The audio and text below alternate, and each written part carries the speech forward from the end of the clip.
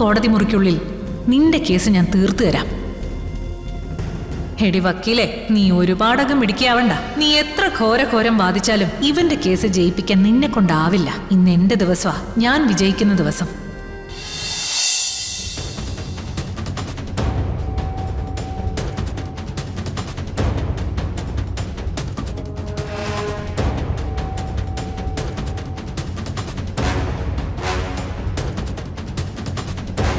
Hello,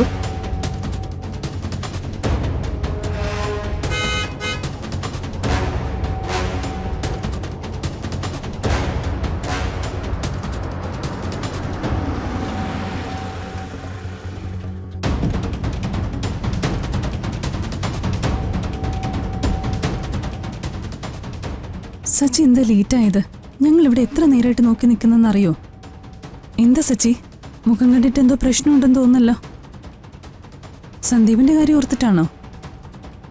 Sandeep കോടതിയിൽ എന്തു പറഞ്ഞാലും അതൊക്കെ പൊളിച്ചെടുക്കാനുള്ള രേഖകൾ നമ്മുടെ കയ്യിലില്ലേ? പിന്നെന്തിനാ പേടിക്കുന്നേ? അതല്ല വക്കീലെ, സന്ദീപ് വരുമെന്ന് എനിക്ക് തോന്നുന്നില്ല. അതെന്താ? കുറച്ച് ദിവസങ്ങളായിട്ട് അവനെ കാണാനില്ല. കാണാനില്ലേ? അവൻ പിന്നെ എവിടെ പോയി? അതൊന്നും എനിക്കറിയില്ല. ആ മൂർത്തി പോലീസ് സ്റ്റേഷനിൽ ഒരു മാൻ മിസ്സിംഗ് പരാതി കൊടുത്തിട്ടുണ്ട്. ആരാ ഇക്കാര്യം സച്ചിയോട് പറഞ്ഞത്? അവന്തിക തന്നെ. അവന്തികയോ? അതെ.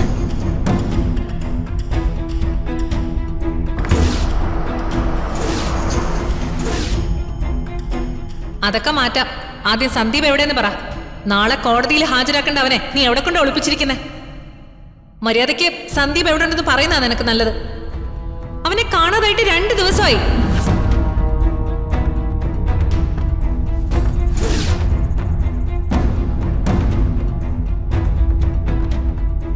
സത്യത്തിലെ അവൻ എന്ത് സംഭവിച്ചെന്നറിയാത്ത ടെൻഷനില്ല ഞാൻ.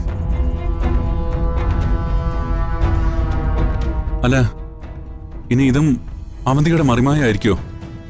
സന്ദീപിനെ അവള് തന്നെ ഒളിപ്പിച്ചതാണെങ്കിലോ? അതിനൊരിക്കലും വഴിയില്ല. എന്തെങ്കിലും സാധ്യത ഉണ്ടെങ്കിൽ അവന്തിക ഇന്ന് അവനെ കോടതിയിൽ ഹാജരാക്കും. വക്കീല് പറയുന്ന പോലൊന്നും അല്ല. അവനെന്തെങ്കിലും അപകടം പറ്റുമെന്ന് എന്റെ സംശയം. സന്ദീപിനെ ചിലപ്പോ അപകടപ്പെടുത്തിയത് അവന്തിക തന്നെ ആയിരിക്കും. എന്നിട്ട് അവര് എന്റെ മുമ്പിൽ നാടകം കളിച്ചതായിരിക്കും. എന്റെ അനിയൻ എന്തെങ്കിലും സംഭവിച്ചിട്ടുണ്ടെങ്കിൽ അവളെ ഞാൻ വെറുതെ വിടില്ല വക്കീലെ. അവന്തിക തന്നെയാണ് സന്ദീപിനെ ഒളിപ്പിച്ചതെങ്കിൽ തീർച്ചയായും അവരിന്ന് കോടതിയിൽ അവനെ ഹാജരാക്കിയിരിക്കും.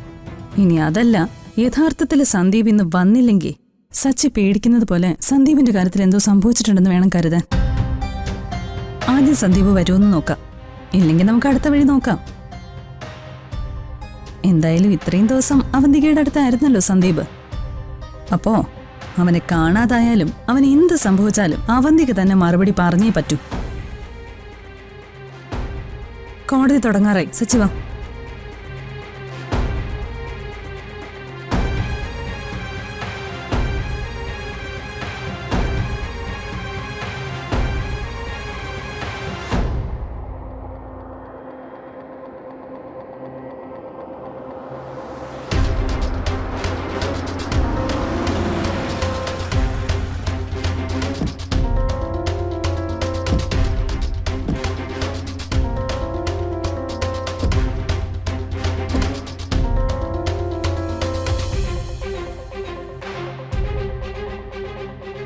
വക്കീലെ, സന്ദീപ് നമ്മുടെ കൈവിട്ടു പോയതൊരു നഷ്ടം തന്നെയാ. അതുകൊണ്ട് മാത്രം കേസിന് കുഴപ്പമൊന്നും വരില്ലല്ലോ.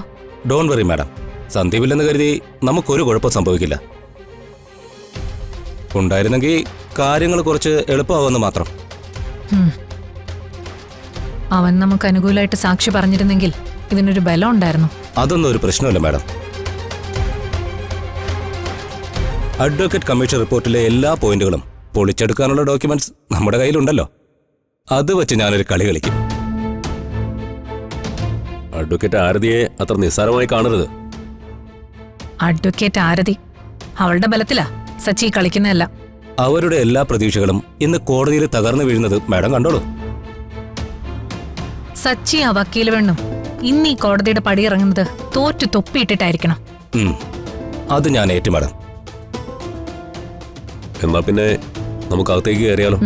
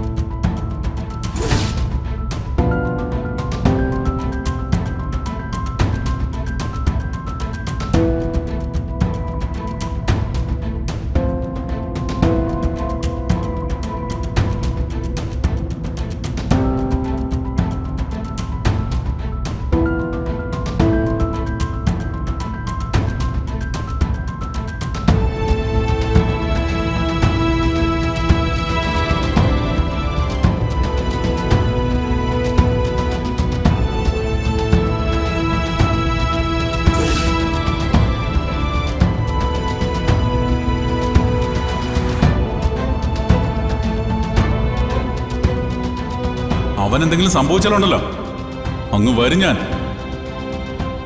വലിച്ചു പുറത്തിട്ട് തുണ്ടം തുണ്ടായിട്ട് വെട്ടി നുറുക്കും ഞാൻ. സ്വന്തം അനിയന് വേണ്ടി ആവുമ്പോ സച്ചി വെറുമാക്ക് പറയില്ല, മനസ്സിലായോ?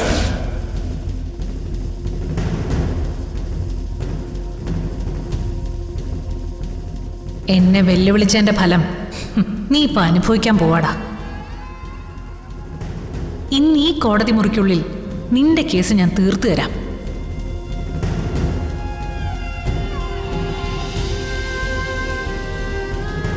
എടി വക്കീലെ, നീ ഒരുപാടകം മിടിക്കാവണ്ട. നീ എത്ര ഘോരം വാദിച്ചാലും ഇവന്റെ കേസ് ജയിപ്പിക്കാൻ നിന്നെ കൊണ്ടാവില്ല. ഇന്ന് എന്റെ ദിവസമാ, ഞാൻ വിജയിക്കുന്ന ദിവസം.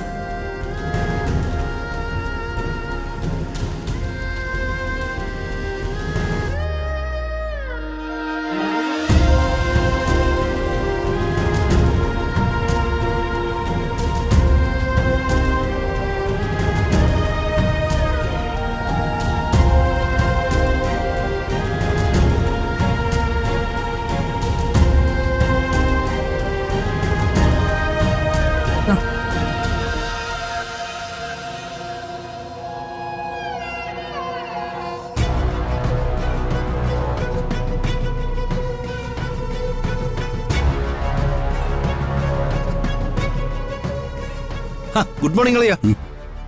അളിയൻ ഇന്ന് കോടതി പോണ്ടേ? വേണം. ഇന്ന് സെഷൻസിൽ വളരെ പ്രധാനപ്പെട്ട ഒരു കേസുണ്ട്.